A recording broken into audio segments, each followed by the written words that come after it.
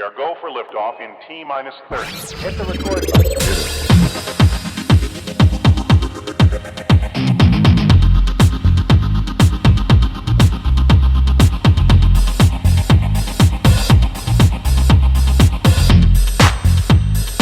Gosh, that's swell.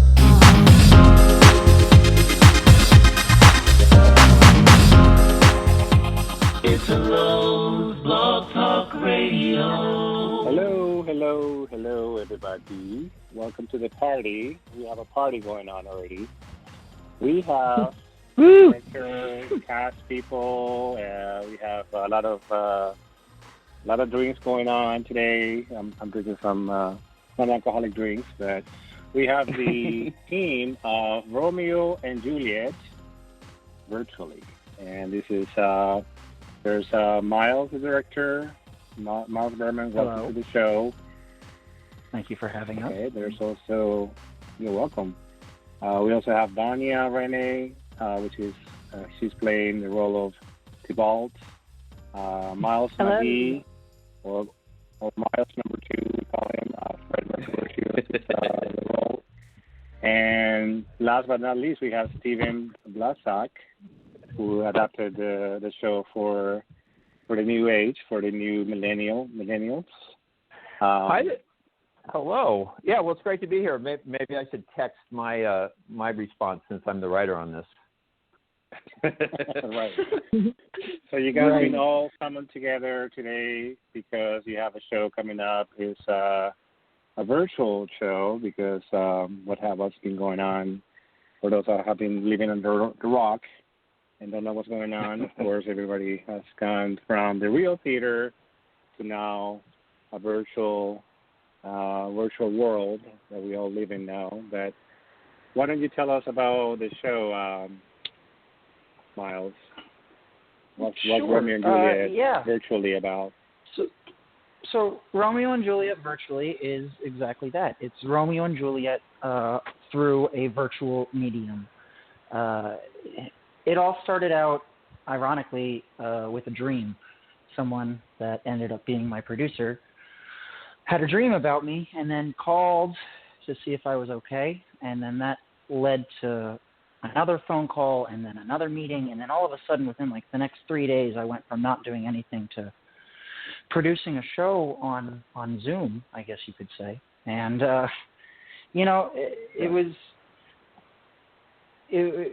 we wanted to create something that wasn't just a show online. We wanted to use the virtual medium to the advantage of the storytelling. So it's literally that. It's Romeo and Juliet virtually. So as far as I know, it takes place in our time, right? It goes into 2020, and there's all this. Is there anything going on with COVID-19 or anything like that? Yes, in the sir. Story, so we set it. We did. We set it in today's time in 2020. Today is what we're in August already. So coronavirus is happening. Instead of fair Verona, we are in fair Pomona in California. And so all of the characters they're in quarantine, and they are now forced, like the rest of us, to communicate and have their parties and their scuffles and their loves and their hates all on video chat, just like we are. And it's really fun to watch. It's really fun to see how these characters can still interact in the same exact ways as before, just in a brand new medium. And, Miles and Vanya are doing an incredible job, and the rest of the cast are doing an amazing job at bringing true life and honesty to the characters. Obviously, they'll be able to talk on that more than I can. And it's so cool. It's so cool. I don't know how else to describe it. Yeah. Well, and obviously Steven is also someone that it needs to be shined on as well, because he edited Romeo and Juliet to literally fit perfectly to what's going on. Like it doesn't feel like they're missing anything at all. It's cool. All right, so Stephen can explain how do you do that? How do you adapt such a classic, story into a contemporary story that fits the times?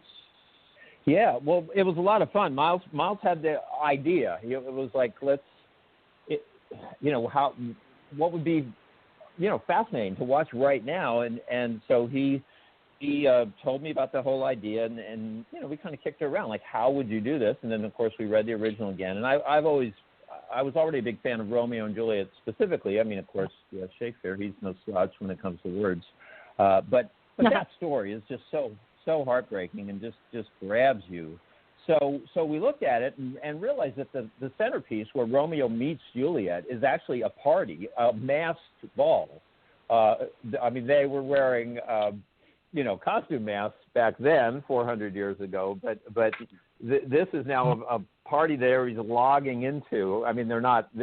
So we still make that joke. Pops Capulet, he goes, can you remember the last time I wore a mask? That's a line right out of Shakespeare. Of course, now he's taking off his COVID mask, right? To join in the party. But Romeo, that's where, Romeo and Juliet kind of spot each other online on the Zoom grid, and then they eventually break down into a chat room together, and then, the famous, what's called the balcony scene plays out, as they're sort of, putting the moves on each other. So what was it like to adapt it? It was a lot of fun, and the other thing we realized is there's really a lot of humor in this play, in Romeo and Juliet. It starts out really funny. There's a lot of things between the different family members kind of insulting each other and mocking each other, but all very sarcastic and snarky then even. Like, it's not even like you have to adapt it. Like, if you just say the same words.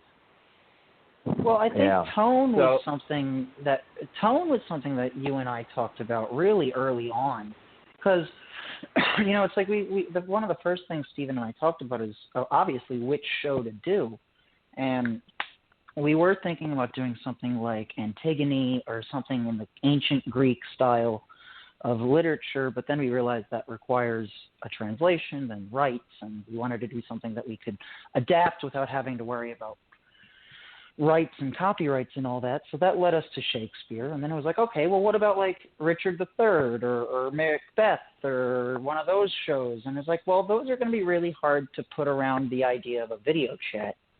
And so then it boiled down to something either like The Tempest, and then the other two we threw out were, well, obviously Romeo and Juliet, and then Much Ado About Nothing was the two that were the final two, Romeo and Juliet and Much Ado.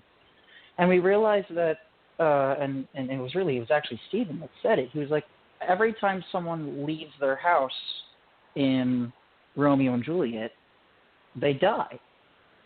And we were like, oh, that really fits the COVID storyline that we're putting it behind. Right.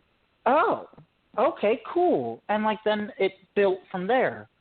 And so, Stephen, you then jumped in and like the ability to cut it in, and like that's what I think he really wants. How did you cut it down like that? I don't even know. Well, I think framing it like it's the party. So in the original, the party's about a third of the way in. So instead, we have it start essentially with Mercutio inviting Romeo and everyone else to this online party, and so we jump right into the party. There's all of the characters, if the people, if they're familiar with this, there they are. And then it all the other thing that's really fun about this is it then happens in real time. So we're not jumping forward a day or two. It's everybody's just taking the next step. So that was the kind of the two key ideas. Like, this thing's happening right in front of you right now. It's live, which was another part of the big idea. Is this thing has to be live right now. It's not recorded. It's not it's not film or TV. It's live theater for the Well, and I guess the time, note for I right now. continued to give you was the party never ends. Yeah. I guess that's a good point. Yeah, the party never ends. continues to throughout the entire show. Right. Yeah. Which now actually Miles, is something they've been- that, well, yeah, that's actually something that makes me think, like, that's something that both Vanya and Miles, specifically out of all of the cast, have come up and talked to me about. I would love if, like, that was issues that they, not issues per se, but we talked a lot about what that actually means for their characters. That's actually a good divvy for them to talk about what they're going through. A good segue into Vanya or Miles McGee. Lady, tell us what is the... the thought behind the fact that it never ends and that it keeps going on and on, like that we're playing it out in real time. Is that what your thought was? Yeah, well, I mean, just like as an actor, like, I mean, we were just working today about like how it's like for the fight scene. Like, what is it? Oh. How is it? What is it that you're going through? I don't know. I love the fact that it's in real time. I mean, it adds to the excitement. There's no downtime for the audience even. It's not like, oh, let's take a break and now we're moving a couple of days ahead or, the next week. It's happening in real time in front of you. We're having these interesting exits and entrances and maybe the entrance is a phone call and, it's all on sort of the Zoom thing, but the Zoom calling back in. Just finding all these interesting and innovative ways to do theater in sort of the medium of Zoom. It's really fun. It's fun for me. Obviously, it's fun for me as an actor even to be able to share the stage, the virtual stage with, actors such as both Miles, right? Miles McGee is so fun to play against because, I mean, our characters are both pretty ostentatious out of all of them, and we're definite rivals that kind of have a lot in common as far as our personalities, and just so it's so fun to play off someone that's giving me that sort of energy right back. That's always a treat for an actor on stage. I mean, all of the actors in this actually are really fabulous. So I don't know, the whole thing's a treat. It's really fun. It's going to be really different from what anybody's expecting. We're not just actors reading to a screen.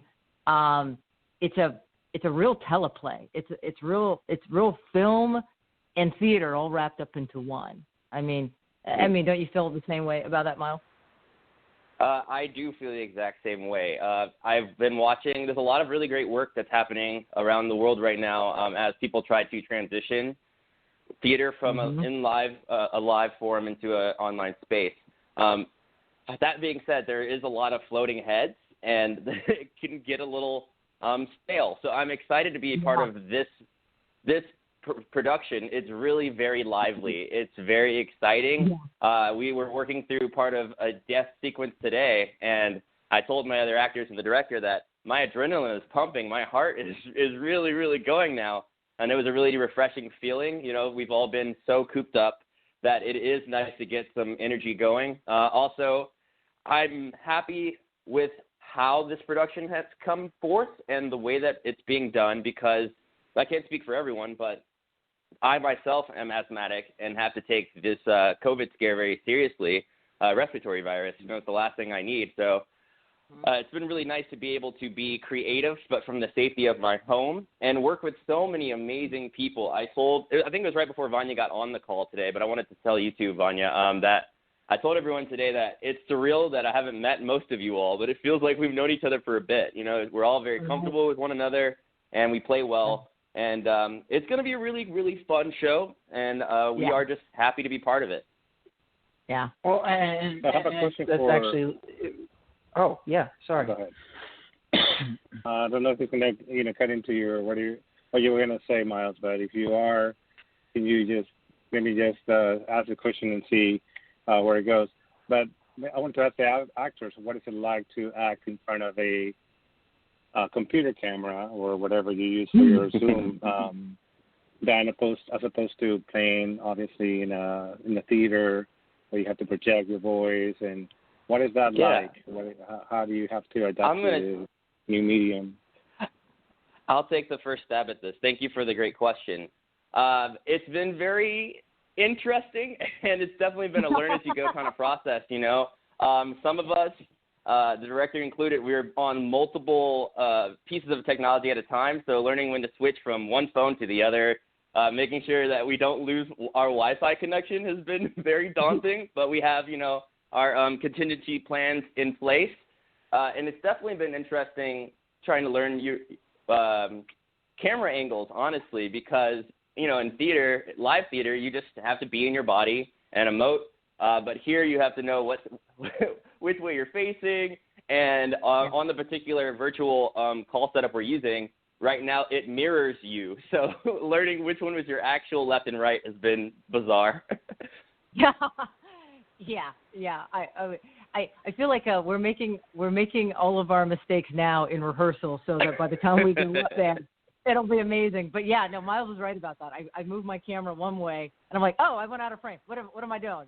So you have a lot of other things to worry about, but it also adds. There is also something to that. Now the audience can get a close up. You can add emotion just on where you're putting your camera. I'm far away. I can be smaller. You can tell that, I feel small in this instance. Or I'm really upset and I want to get in somebody's face. I get really close to the camera. So that adds something that we're not able to do in theater. So that's just going to add. That's just going to make it more fun. But yeah, it's a challenge initially.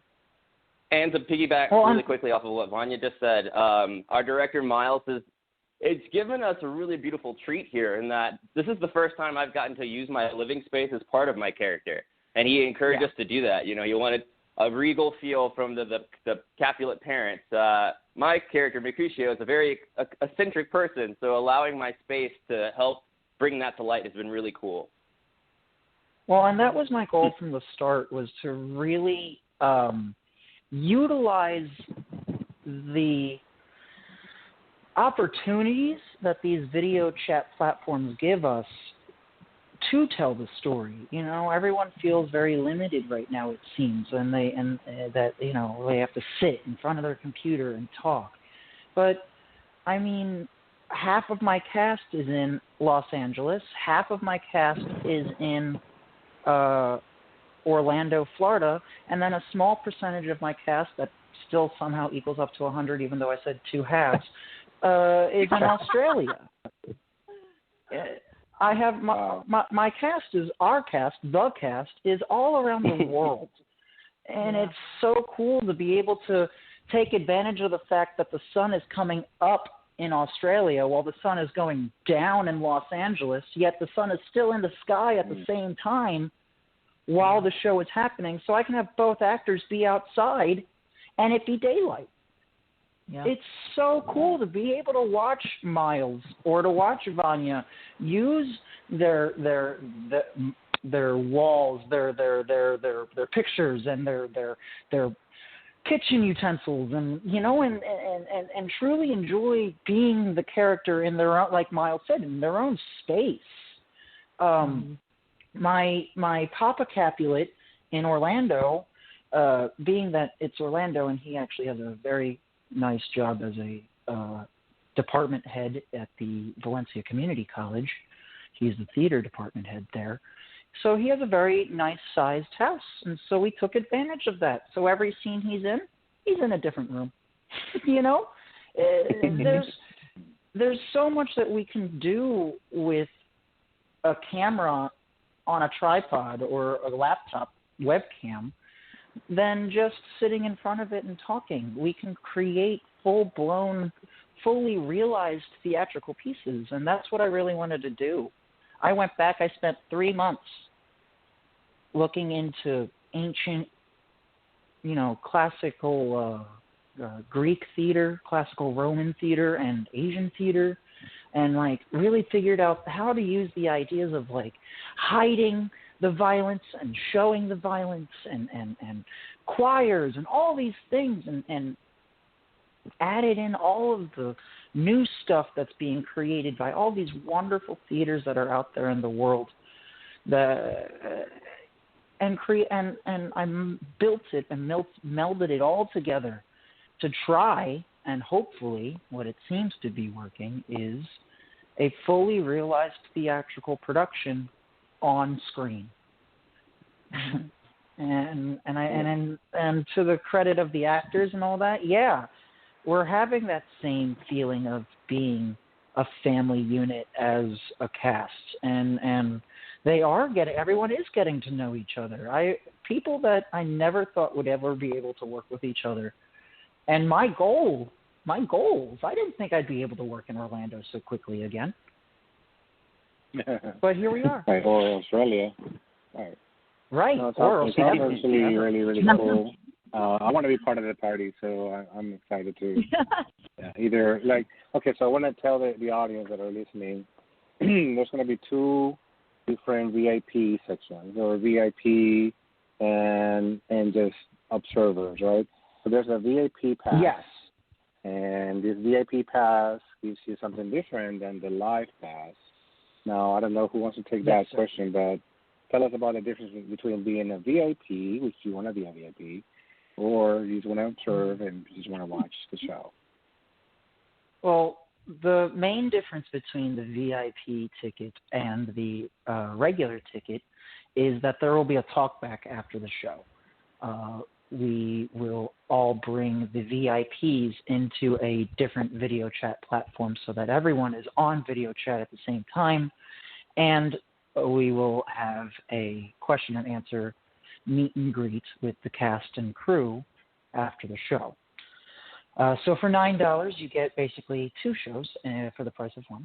And the other advantage of the VIP ticket over the regular ticket is that you'll have the ability to comment during the show through texting on the platform that we're using. So if you want to give advice to Mercutio or warn Romeo that Tybalt is on her way, or whatever you want to do, you are able to do that with a VIP ticket, and that is a $9 ticket. The $7 ticket, the regular price ticket, is just the link to the live stream with no commenting, and then there wouldn't be the after show after the talkback afterwards. So obviously, the VIP ticket is more fun, but it's $7 for the regular ticket and $9 for the VIP. But it's not a huge I'm going to put the link below. What's that? What was that? What's that? Vanya? I said, but it's not a choose your own adventure. I'm still going to kill Romeo. Well, and that actually brings up a good point. That was one of the other things we talked about when first Stephen and I initially talked about when coming up with what show to do. And we picked Romeo and Juliet because it's so well known, right? Yeah. I mean, it's the story that Titanic used to tell the story of the Titanic sinking. Rose, literally her name's Rose. And Billy Zane was Paris, and it's Romeo and Juliet. And then he got to play Romeo again in Romeo plus Juliet. And then it's been songs. It's been in Don't Fear the Reaper. So we picked Romeo and Juliet again. Another reason why is so that the audience doesn't have to worry about knowing the story. If they know it by heart, that's great. And if they don't know it, they probably will recognize moments and be able to still follow along. We were actually, it's funny, we were just talking about today during rehearsals, Stephen and I, one of our main goals was to make sure that this was accessible to everyone.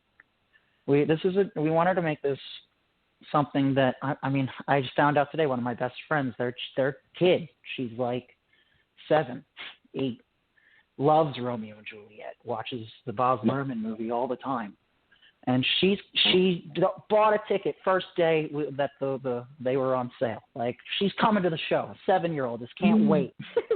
Uncle Miles is doing Romeo and Juliet. I can't wait to see it. We're going to have people from all over the world be able to see this show. Literally anyone. I found out someone from London is going to watch this show today. I found anyone can watch this show. So we wanted to make this show as accessible as possible. And one of the main things Stephen and I worked on, and what I'm trying to do now as the director, is make it as visually telling as possible. Because, yes, the language is hard. Everyone knows that. It's Shakespeare. It's 500 years old, 400 years old. But the Right. stories are still relatable. People still argue with each other. People still hate each other. People for no reason. For no reason, people hate each other. That's what everything that's going on with the George Floyd death and Black Lives Matter and everything that's going on there. It's all because of just unbridled, unreasoned hate. And Romeo and Juliet starts out saying that. Don't hate people. Right. I think Stephen told me before that these families didn't even know why they were in a fight to begin with. So this is kind of like what's going on, like you're saying. This represents what's going on in America and worldwide. It seems like where we don't even know where this started, right? So look, the tone of the show needed to be really important. Right now, at least so early on into virtual theater productions, drama hasn't been working from what I've noticed. It's hard because connecting to characters while staring at them on a 2D screen like we are is a lot harder than it is for being in theater. That's why film is so much more spectacular than theaters normally, unless you look at something like Hamilton, but that's not the point. So the tone had to be really important. So comedy was the first thing that really came to our minds. But I still, as an artist, because we're all artists, and the point of being an artist is to send a message in some way, shape, or form. If it's not entertainment, then something else. I wanted to tell a theme, tell a moral. And things like Much Ado About Nothing, right off the top of the bat, doesn't really do that. Much Ado About Nothing was turned into not another teen movie, because that's all it is. It's just Shakespeare's teen movie. You know, Romeo and Juliet is an anti-hate commentary. You know, and everyone thinks that and at least this is my opinion, everyone thinks it's the love tragedy that it's categorized at, and I really don't think that's what it is. I really think that Romeo and Juliet was supposed to be an anti-hate satire. And that's what we turned it into. Right. And then, luckily for us, quote unquote, I guess you could say, but unfortunate for the people involved and the community that it affects, but, you know, right in the middle of rehearsals is when George Floyd died. And so the importance of this message grew by tenfold, 15, 16,000-fold, however you want to put it. And not to say that the message wasn't important before, because obviously it's important. Someone had a knee on their neck for no reason, you know. But now that it's been brought to the forefront of all of society, we now can stand with that message and help fight with that message in our own ways. It definitely is important that this show can be another vehicle to shut down hate, for sure. Yes, and that was my initial goal to start, and so I'm glad that that I was able to bring this to the world at such a pivotal point in time. It's kind of I think art is particularly I consider myself a poet, and there's 90 seconds. All right, so let's see if this works or not, guys. But basically I wanted to say that as artists, I myself started as doing poetry, and now into the theater as a writer. That's all I want to do is just present a scenario, present a story that will be dark, that will be light, but at the end of the day it has a message, right? Whatever that message has to be driven to the audience. And so hopefully somebody, they will go in to see Romeo and Juliet virtually and come out with a different, perspective of the show, and how does this relate, this 400-year-old play relate to what's going on, what's happening to us at this time, day and time. Because we're all in it together. We're all in it together, like Romeo and Juliet, right? Exactly. So anyway, I just wanted to give you guys let's just wait 1 second because I want to make sure that they don't. Anyways, guys, long story short, we got cut off last time, so I want to make sure it doesn't happen again. But if you want to get tickets, it's at if you want to get tickets, by the way, it's www.milesbeyondentertainment.com. That's MILES beyondentertainment.com. And that'll lead you straight to the Hollywood Fringe site that we're running our tickets. Guess what, guys? We're virtually still okay. We still have 10 more minutes, or 15 actually, to go. So we're good. Okay. I like the joke. But Miles, I know, Miles wrapped it up so quickly. Like, oh, okay. well, yeah, but that was exciting. That was almost exciting as Romeo and Juliet show is. But Miles has his priorities in order. So yes. Now and at that website, not only can you buy tickets, but there's more information and photos of the cast and just anything else you'd want to know.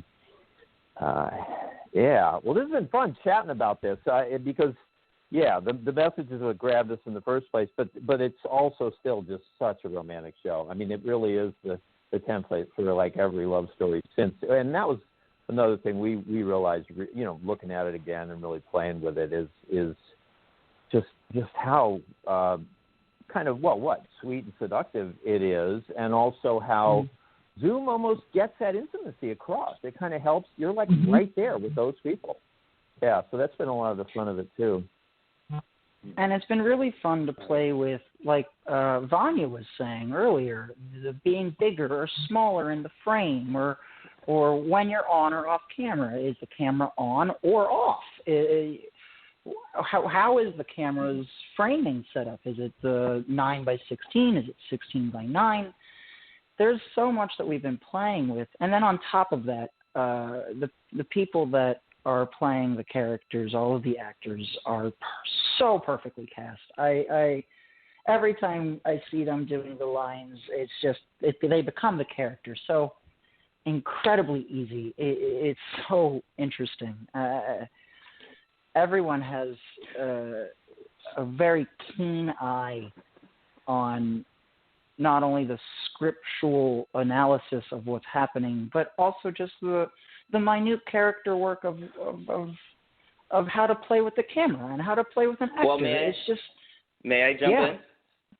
Please. You said keen eye, and that triggered a thought in my head. Keen eye definitely came from our director, who cast the show beautifully.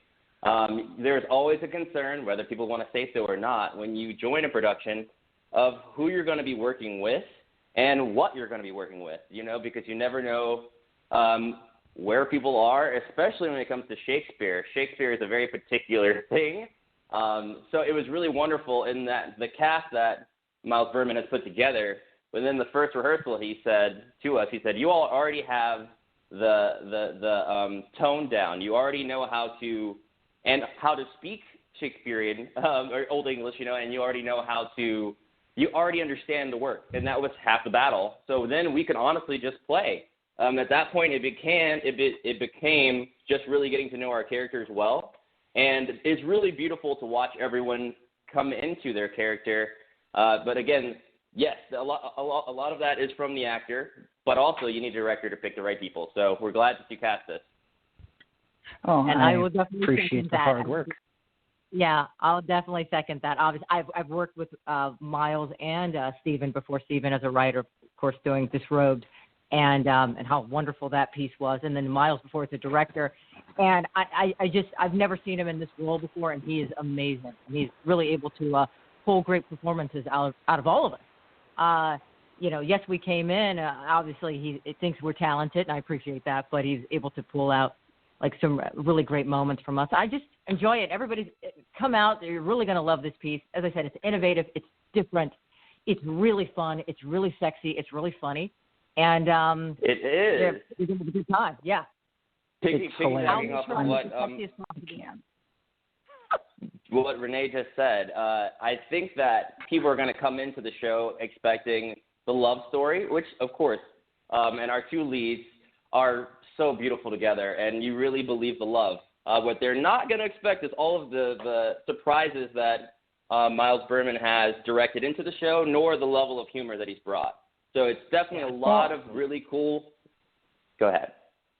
I was going to say, I didn't mean to cut you off, but what's really interesting is that everyone's bringing their backgrounds into it too. Everyone comes from is such a different background. Vanya's a stand-up comedian. John, who plays he plays Papa Capulet, like I was saying before, he's a college professor. We only have, as far as I can remember off the top of my head, one Shakespearean actor who's been in multiple Shakespearean shows and traveled the country doing Shakespeare. I think only one of our actors actually. Unless Miles, you've done that too, haven't you? Yeah, I know of. I think maybe Miles, you have. Yeah. Okay, so two. We have two. Because even I haven't done that. Okay. I've done Shakespearean shows, but I haven't traveled the country doing it. So everyone's in such a different background. Dancers. Mama Capulet's a dancer. To Romeo, he is an improv actor. Everyone is such a different background. So that's another thing that we've been able to play with and are having so much fun with. For sure. Well, it sounds like a party. It is definitely a party. There's going to be, I believe there's going to be two weekends, right? It's going to be, for those that are interested, the link will be below, so whatever I'm saying, if I'm wrong, correct me if I'm wrong, but it will be happening Friday and Saturdays, August 21st and 22nd, also 28th and 29th. The time is really depends on where you are, but it's going to be depending on if you're in the East Coast, in the West Coast, or in the other coast. So 6 p.m. Pacific Standard Time is the time, I think. Or actually 5:30 if you want to be part of the pre-show. I believe that's the case, right? But of course, the mayor will be having a press conference before the show. Yes, at 5:30 to 6, and then the show itself will start at 6 o'clock Pacific Coast time, 6, 7, 8, 9 o'clock East Coast time, and then if you're in Australia, that's 6, 5, 4, 3, 2, 1, 12, 11 o'clock in the morning the next day. In the future, wow. You got a time travel like the after party in Australia. Yeah. Right. I'm doing the after party. I want to go to Australia so bad. Get your flux capacities ready. Get away from this madness. But no, it sounds like an amazing time. I do want to again thank you guys for calling once again. We tried this before. And things didn't go that well. I want to let the audience know that this is actually part two, the redo of our last meeting that we had. It's a remix, okay. Right? No big deal. But if there's any last words, anything you want to say, you still have a few minutes left. Well, yeah. I actually would like to at least. I would like to thank Matt Quinn from Asylum Theater and Stephen, help me out here. Combined Art Form. That's the name of his other company. Yeah. Sorry, Matt. I love you. He has been an incredible producer and has helped both Stephen and I tremendously. He hopped on board quite early on as well. He's been just a blessing and a half. And, that's all I really offer. The graphic designer too. I love the design of the show. So kudos to the graphic designer. I'm loving it. Yeah, Richard Lewis, right? Is that his last name? Yeah, Richard Lewis. Lucas. Yeah. Lucas, and then also Bertha Rodriguez has been our publicity manager, and she has been incredible as well. I would just like to thank you for having us on the show. It's been really wonderful. Thank you so much. Yes, it has been very fun. Thank you so much, Miles. And Vanya and Stephen. I think this will actually be one for the records because this is going so well right now. It's a keeper. It's a keeper. But thank you, Italo, for having us on. To reflect on this whole thing. All right. So as I always like to say at the end of the show is you guys didn't see this coming because this is the end of the show. But guys, you have to go see the show or log in, however you want to do it. Romeo and Juliet virtually, it's going to be amazing. I can already tell. So, it's going to be anyways, fabulous. thank you guys for tuning in. Thank you. And here we take it out with didn't see this coming, guys. We are go for liftoff in T-minus 30. Hit the record button.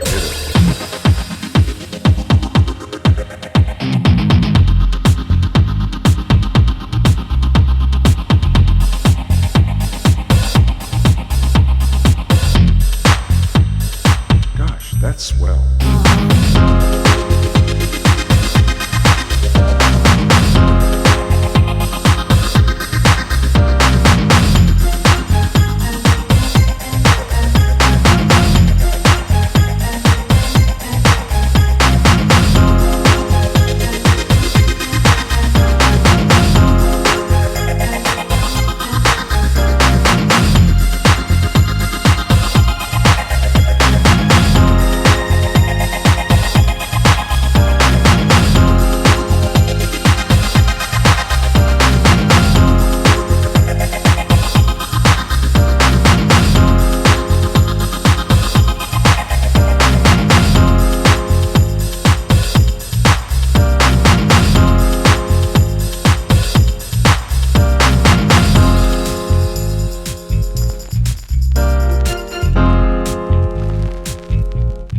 Well, I didn't see that coming.